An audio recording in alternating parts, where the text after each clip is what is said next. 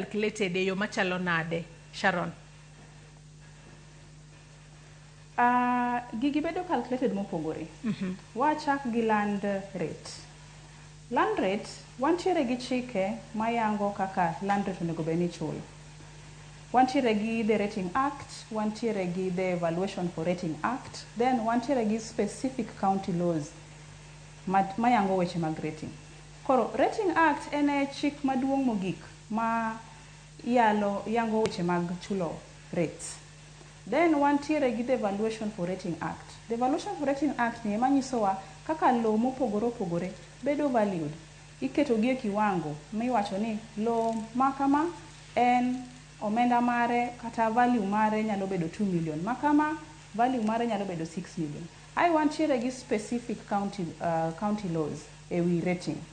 Ibo yudo ka nikech wach mar choko ushuru mar land rate en gima owene sirikal matin, the county government. County government ka county government biro bedo gi chikne e wi kaka onego bed ni gichoko osuru margi mar rate ei county gi. Koro miyo gin ei chik gi noero mar county noero ema gibo prescribe ni to e value mar lowo makama kata value mar lope gi ichulo percentage adi.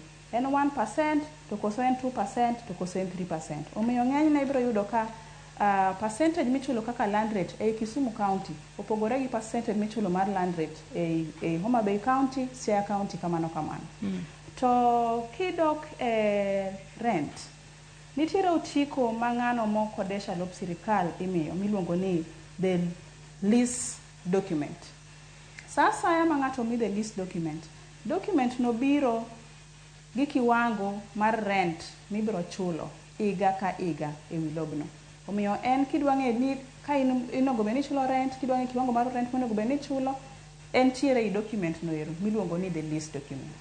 Mane pogruok.